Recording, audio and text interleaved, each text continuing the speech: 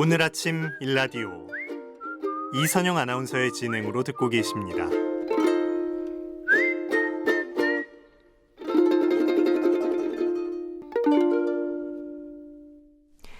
오늘이 이번 설 연휴 기간 중에 교통량이 최다라고 하니까 설을 쇠러 혹은 여행으로 먼 길 떠나시는 분들 많으실 텐데요. 아마 이분만큼 멀리 떠나신 분 없지 않으실까 싶습니다. 바로 한국인 최초로 중간에 식량 등의 물자를 전혀 보급받지 않은 채 무보급 단독으로 걸어서 며칠 전에 남극점을 정복한 산악인 김영미 대장인데요. 저희가 좀 어렵게 전화 연결을 해서 그 지구상의 한쪽 끝인 남극점에 당당하게 홀로선 그 감격의 순간에 대해서 자세하게 이야기 나눠보겠습니다. 인사드릴게요. 안녕하세요. 김영미 대장님. 안녕하세요.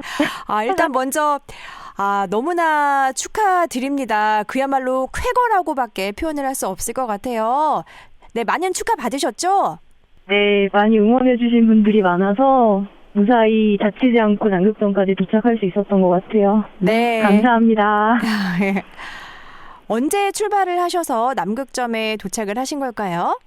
그러니까 2022년 11월 27일 날 헛플리스 인넷이라는 곳에서 출발을 했어요. 위도 80도에서 출발을 해서 2023년 1월 17일 51일 만에 1186km 정도 걸어서 남극점에 도착했습니다.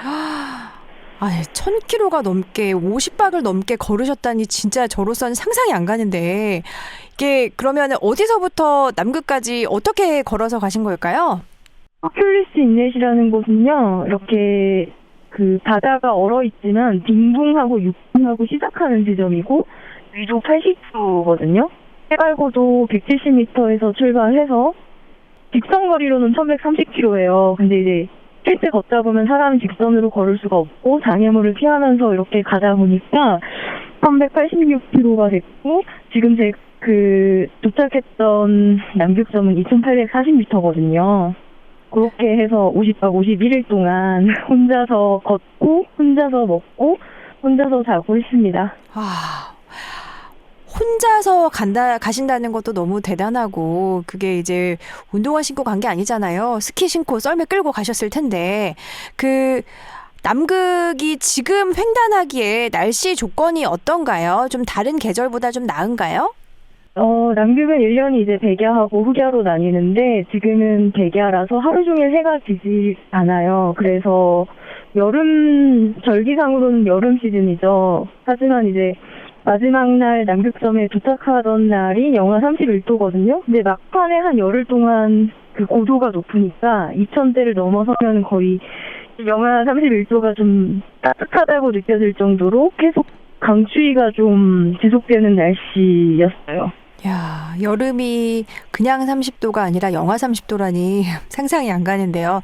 그 상황을 정말 말씀하신 대로 혼자 먹고 혼자 걸어서 무보급 단독으로 이동을 한다는 것은 어떤 의미일까요?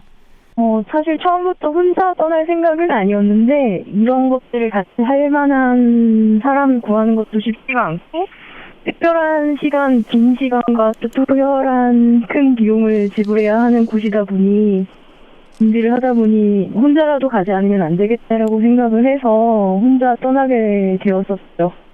네, 그러면 얼마나 짐을 지고 어떻게 챙겨서 이동을 하게 되는 걸까요? 끌고 가신 사진으로 보면은 거의 김영미 대장님의 몸보다 더 큰 짐을 끌고 가셨던데요. 썰매 길이가 210cm, 그 안에 담긴 짐은 50일치의 식량과 50일치의 연료가 최고 사라지는 짐이 한 61kg 정도가 되고 나머지 50여 킬로는 막판에 고스란히 그대로 끌고 온 짐이 되는 필수 장비들이죠. 생존을 위한 필수 장비, 버너, 텐트, 그리고 침낭, 그리고 위성통신 장비들이라던가 의약품, 기타 여러 가지들이 있는데 눈이 많이 있으니까 스키를 신어야 하는 곳이죠. 그렇군요. 아니 그 무거운 짐을 지고 스키를 신고 1000km가 넘는 거리를 걸어서 남극점에 도달을 했다는 거. 예, 근데 너무 대단하신데 남극점에 내가 왔다는 건 어떻게 하셨어요? 어떤 지표가 있나요? 좌표랑 지도 같은 것들을 가지고 그 GPS랑 나침반 같은 걸 이용해서 도보를 하면서 이렇게 오거든요.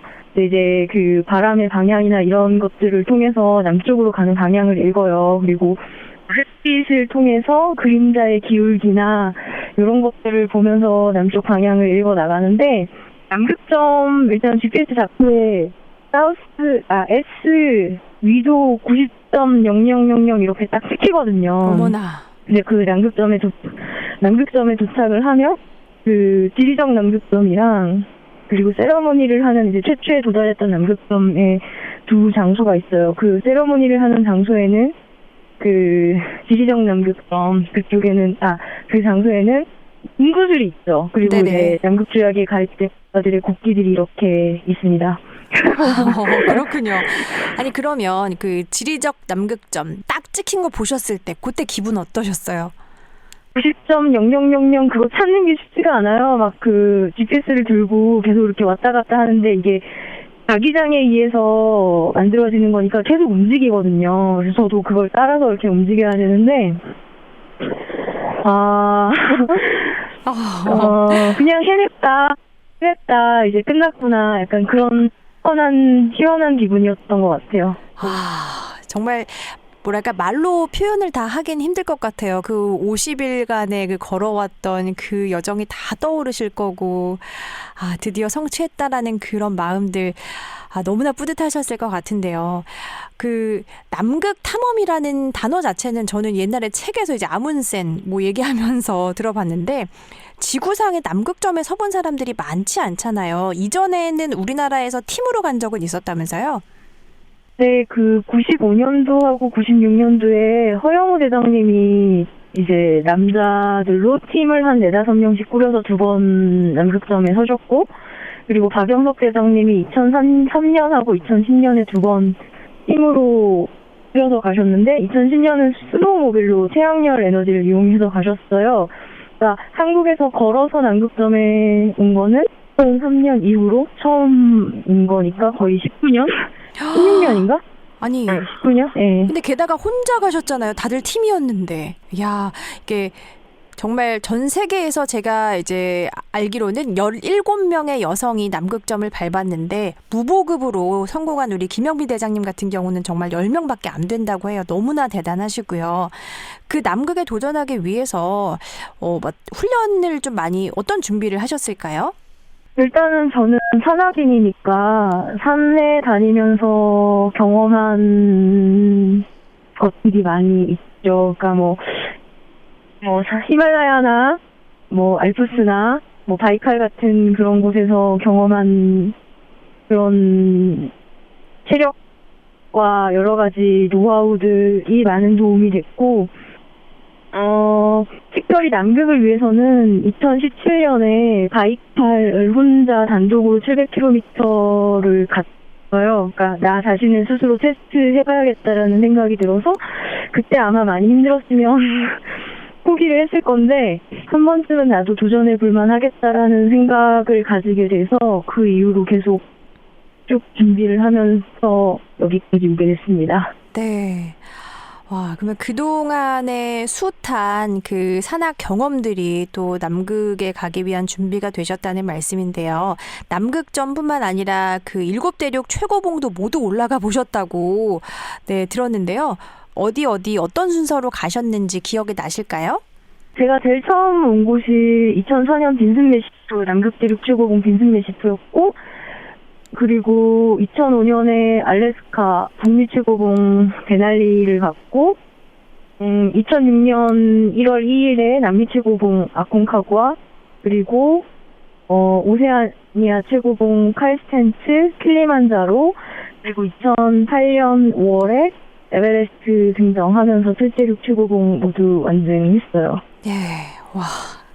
정말 저는 뉴스에서만 영화에서만 보고 듣던 이름들입니다. 거길 가보셨다니 다시 한번 좀 놀랍고요. 그 산악인으로서 그곳 가보시면서 가장 좀 마음에 들었던 산이나 어떤 등반하셨던 기억이 있으시다면요.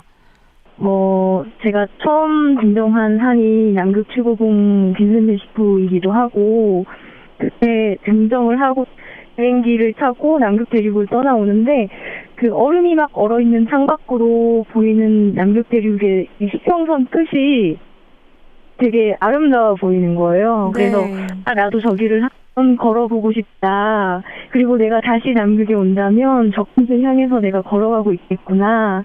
그런 상상을 하면서 남극 대륙을 떠났는데 다시 이렇게 12년 만에 돌아왔습니다. 그때 그 마음속에 품었던 소망을 결국에는 이루신 거네요. 아, 정말 너무 대단하십니다. 정말 다 이루셨구나라는 생각이 들어서 또 부럽기도 하고요. 이제 돌아오실 날이 되었는데 정말 50일 넘는 남극 생활 속에서 몸 많이 피로하셨을 것 같아요. 잘 완전히 회복을 하시고 오셔서 저희 또 KBS 한번 방문해 주시죠. 감사합니다. 초대해주세요. 네, 다시 한번 너무 축하드립니다. 건강하시고요. 감사합니다. 네, 너무 감사합니다. 네. 네. 아, 남극점에 당당하게 홀로선 김영미 대장님과 전화 연결해 봤습니다. 자, 저도 여기서 인사드릴게요. 박효신의 야생화 들려드리면서 이 시간 마무리하겠습니다. 오늘 아침 일라디오 지금까지 아나운서 이선영이었습니다. 고맙습니다.